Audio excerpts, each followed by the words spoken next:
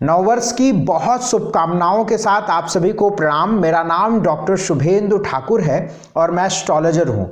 ग्रहों को बहुत साइंटिफिक अप्रोच से समझता हूँ व इंसान मानव जीवन पर ग्रहों का कैसा प्रभाव पड़ता है इसे बहुत ही साइंटिफिकली कैलकुलेट करता हूँ। ग्रहों का कैसा प्रभाव नए साल 2024 में रहेगा इसकी पूरी जानकारी के साथ मैं आपके समक्ष उपस्थित हूँ। सूर्य से लेकर शनि, राहु आदि बड़े ग्रहों की चाल मूवमेंट नए साल में कैसी रहेगी इसकी पूरी स्थिति मेरे सामने है और इससे आपका नया साल, आपका यह जीवन नए साल में 2024 में 2024 में कैसा रहेगा इसके बारे में आपको मैं इस वीडियो में बताने वाला हूँ।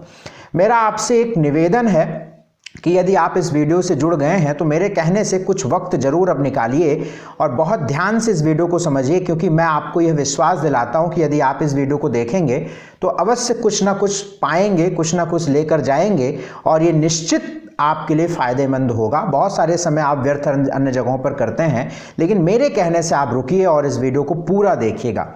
और यदि आप कहीं से भी इस वीडियो से कुछ फ़ायदे पाते हैं, आपको लगता है कि हाँ ये मेरा जो प्रयास है आपके लिए एक फेवर करेगा, मैं आपसे निवेदन करूंगा कि बिना लाइक किए मत जाइएगा, शेयर सब्सक्राइब जरूर कर लीजिएगा। आइए इस वीडियो की शुरुआत करता हूँ। नए साल की बात करता हूँ, 2024 की बात करता हूँ और आपके जीवन में कैसी स्थिति 2024 ला रहा है नया साल, इसके बारे में बात करता हूँ।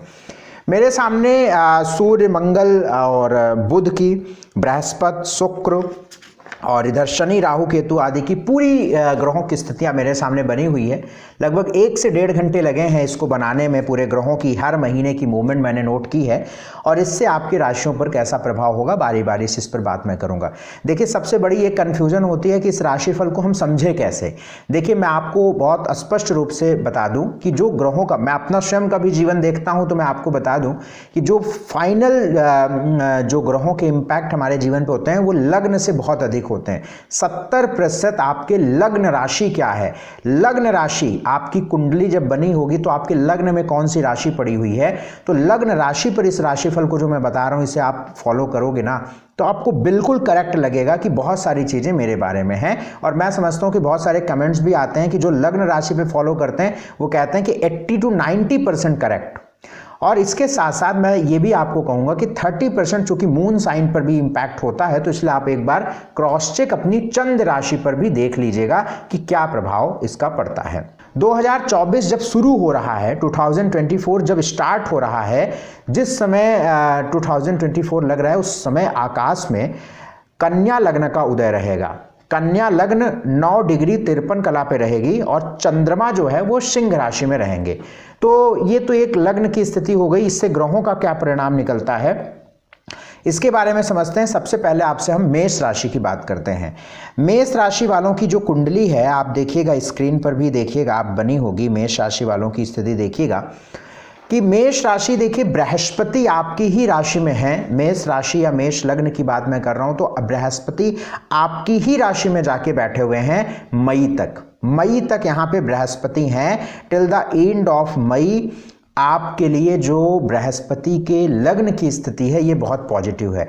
अगर मैं जनवरी से लेकर मई तक के समय को देखूं तो 2-3 मामले आपके लिए बहुत फेवरेबल होने वाले हैं। पहली बात तो विवाह को लेकर 99.99 नहीं 100% विवाह को लेकर, चूंकि अगर हम इस जुपिटर की ट्रांजिट को देखें तो पहले बृहस्पति राहु के साथ ट्रांजिट कर रहे थे, लेकिन अब ये बृहस्पति अकेले यहां पर हैं तो इनके इम्पैक्ट जो हैं वो बहुत पॉजिटिव और बहुत अच्छे होंगे।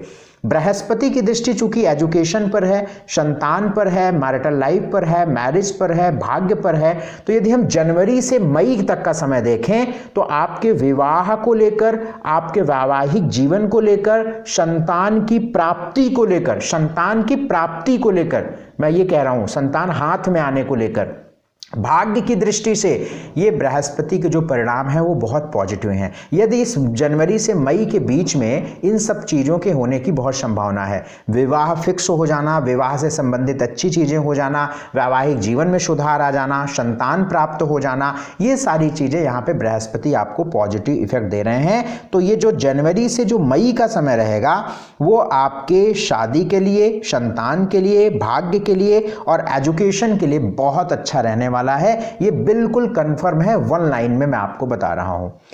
अगर हम जो हमने यहाँ पे देखा है कि पूरे 2024 में मेष लग्न या मेष राशि वालों के लिए कुछ जो महीने मैं आपको बता रहा हूँ, वो महीने बिल्कुल आप अपने डायरी में या आप फ़ोन में रिमाइंडर लगा के सेव करिए कि जनवरी का महीना, फरवरी का महीना, मार्च का महीना, अप्रैल का महीना, मई का महीना और जून का महीना, ये आपके लिए बहुत, यानी इस तरह से हम समझ सकते हैं कि जनवरी से लेकर जून तक का जो वक्त है, शुरू के 6 महीने आपके बहुत खास हैं, बहुत फेवरेबल हैं और बहुत बढ़िया हैं। इसमें मंगल की, सूर्य की, बृहस्पति की, शनि की बहुत पॉजिटिव इंपैक्ट मेष लगन वालों को मिल रहे हैं और इसमें आपको बहुत लाभ मिलेगा। इन 6 महीनों में आपको जमकर मेहनत करनी है, जम के काम करने हैं। आगे मैं बहुत सारी बातें आपके नौकरी आदि की भी बात करूंगा, तो उसकी भी बात मैं आपसे करूंगा। तो जनवरी, फरवरी, मार्च, अप्रैल, मई, जून का जो टाइम है ना, ये आपके लिए बहुत फेवरेबल है। जुलाई, सितंबर और अक्टूबर ये आपके लिए खराब है। जुलाई, सितंबर और अक्टूबर का जो महीना है वो आपके लिए अच्छा नहीं रहेगा, इस बात को ध्यान रखिएगा। अप्रैल का जो महीना है उसमें 2 चीजें हो रही हैं। एक तो शुक्र जो है वो एग्जाल्टेड पोजीशन पे रहेंगे। मई में जो है मंगल जो है वो 12th हाउस में रहेंगे। तो जो लोग फॉरेन जाना चाहते हैं, वीजा के लिए विदेश जाना चाहते हैं, अप्लाई कर रहे हैं, फॉरेन में पढ़ना चाह रहे हैं, सेटल्ड होना चाह रहे हैं, यानी फॉरेन से रिलेटेड कोई भी क्रियाकलाप हो या करना चाहते हैं, आप एमएनसी कंपनी में नौकरी करना चाहते हैं, तो इसमें अप्रैल और अब मई का महीना बहुत खास रहेगा। ऑब्वियसली प्रयास आपको पहले करना है, लेकिन अप्रैल और मई में सफलता मिलने के चांसेस बहुत अधिक रहेंगे। तीसरा पॉइंट मैंने यहाँ पे बनाया था कि जनवरी से मई का जो टाइम है वो मैरिज के लिए, संतान के लिए ये बहुत पॉजिटिव है। जुलाई और नवंबर का जो महीना है ये फाइनेंशियली थोड़ा सा वीक रहेगा। इवन जुलाई, अगस्त, सितंबर, अक्टूबर, नवंबर तक का जो समय है ये बहुत मेहनत से सफलता मिलेगी। देखिए, मैं ये नहीं कह रहा हूँ कि आपको सफलता नहीं मिलेगी, लेकिन बहुत अधिक मेहनत करने से ही सफलता यहाँ पे मिलेगी। और जुलाई से नवंबर का जो टाइम है वो फाइनेंशियली वीक टाइम रहेगा, मतलब आप मेहनत बहुत करेंगे लेकिन आउटपुट कम मिलेगा और थोड़ी मेहनत अधिक ज़्यादा करनी पड़ेगी, तभी आपको सफलता मिलेगी। लेकिन जनवरी से जुलाई, जून का टाइम जो है ये आपको बहुत सारे मामलों में सपोर्ट करने वाला है। देखिए, मेहनत तो आपको हमेशा करनी है, पूरे साल भर करनी है, बिना मेहनत के तो किसी को कुछ नहीं मिलना। लेकिन जहाँ पे आप 10 कदम चलोगे तो आप 8 कदम का फल पाओगे, वहीं पे जुलाई से नवंबर के महीने में आप 10 कदम चलोगे तो आपको 5 कदम का फल मिलेगा। ये बात मान के चलिएगा। तीसरी बात कि 12th हाउस में केतु है और 12th हाउस में राहु है और 6th हाउस में केतु है। इस बात को समझिएगा, यहाँ पे बहुत ध्यान से समझिएगा। 12th हाउस में जब राहु होगा ना, तो इस पूरे साल में आपको, पूरे साल में कभी भी, मैं इसको एग्जैक्ट मंथ नहीं कह सकता हूँ, लेकिन ये आपको कहीं ना कहीं फील इस पूरे साल में होगा, 100% फील होगा कि जो हस्बैंड वाइफ हैं उनके जो बेडरूम रिलेशंस हैं वो गड़बड़ हो जाएंगे, उसमें परेशानी आएगी, एंग्जाइटी होगी, दिक्कतें होंगी, परेशानियां होंगी। और दूसरी बात, यहाँ पे रात की नींद डिस्टर्ब होगी।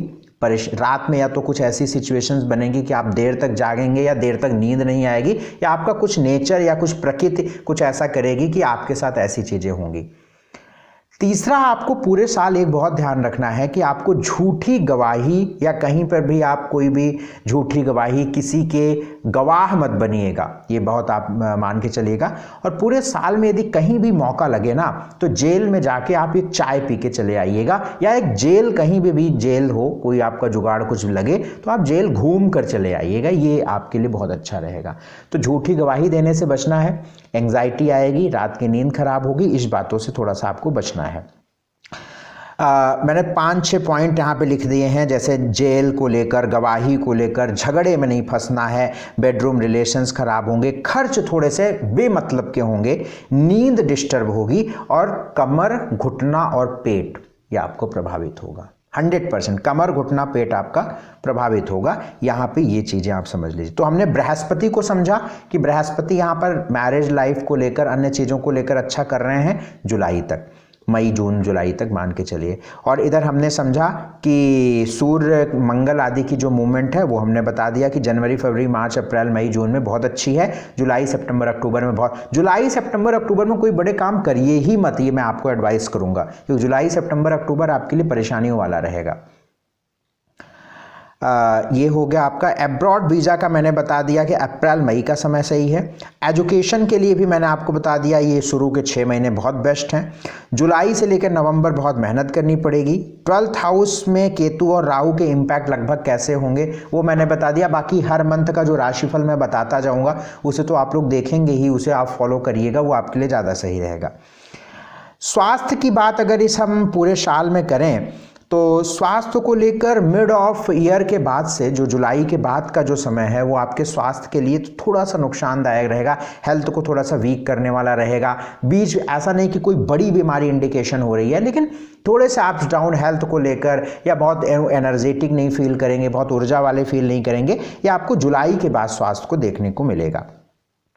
फाइनेंशियल अगर हम देखें तो शनि जो है वो 11वें भाव में है। फाइनेंशियल अगर वेल्थ को लेकर इस साल को देखें तो शनि आपके 11वें भाव में है और शनि जो है ये वक्री हो रहे हैं 1 जुलाई को। फिर से वही बात आ गई, शनि 11वें घर में हैं, जनवरी से लेकर जुलाई तक बिल्कुल डायरेक्ट चाल में चलेंगे, बहुत अच्छी पोजीशन पर चलेंगे। तो आप मेहनत करोगे फल पाओगे, मेहनत करोगे फल पाओगे। लेकिन जब वक्री हो जाएंगे ना तो थोड़ा लॉस होगा, बहुत मेहनत करेंगे तब फल पाएंगे, इस तरीके की सिचुएशन रहेगी। तो फाइनेंशियली शुरू के 6 महीने बहुत अच्छे हैं और फिर जुलाई से नवंबर थोड़ा सा वीक है और फिर दिसंबर का महीना बहुत अच्छा है। एजुकेशन को लेकर मैंने आपको बताया कि शुरू के 6 महीने बहुत अच्छे है ही हैं। जॉब को लेकर अगर हम जॉब को लेकर बात करें तो शुरू के 6 महीने बहुत अच्छे हैं। नौकरी में स्विच करना, बदलना, ये सारे फैसले लेना बहुत अच्छा। अगर जुलाई के बाद कोई ऐसी सिचुएशंस होती है, क्योंकि जुलाई के बाद आपको नौकरी में थोड़ा स्ट्रेस भी देखने को मिलेगा, तो मेरी आपको एडवाइस रहेगी कि किसी अच्छे एस्ट्रोलॉजर से अपनी कुंडली एक बार कंसल्ट कर लीजिएगा, कंसल्टेशन ले लीजिएगा और डिस्कस कर लीजिएगा।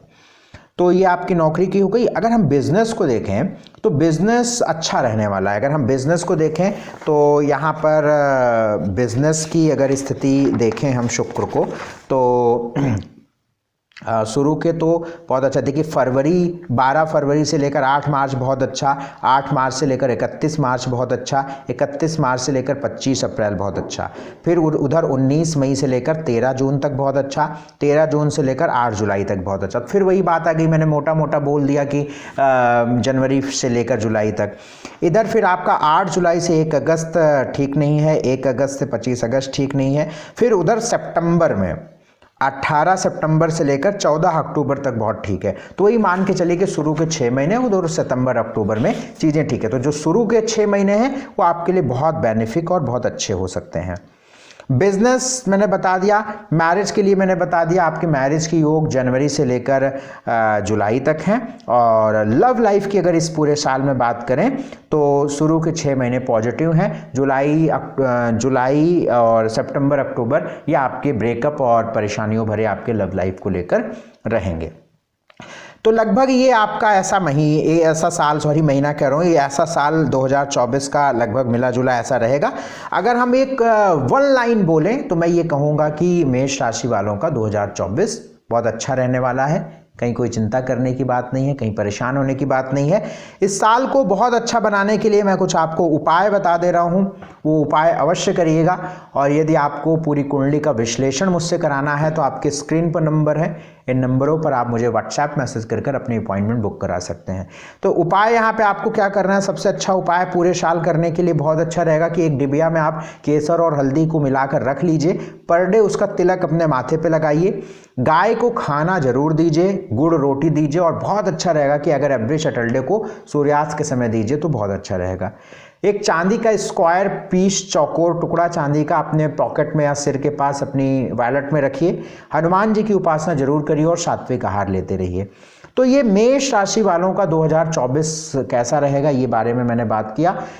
प्लीज़ शेयर जरूर करिएगा, लाइक जरूर करिएगा, सब्सक्राइब जरूर करिएगा। बहुत शुक्रिया, बहुत धन्यवाद हमारे इस कार्यक्रम को देखने के लिए। नमस्कार।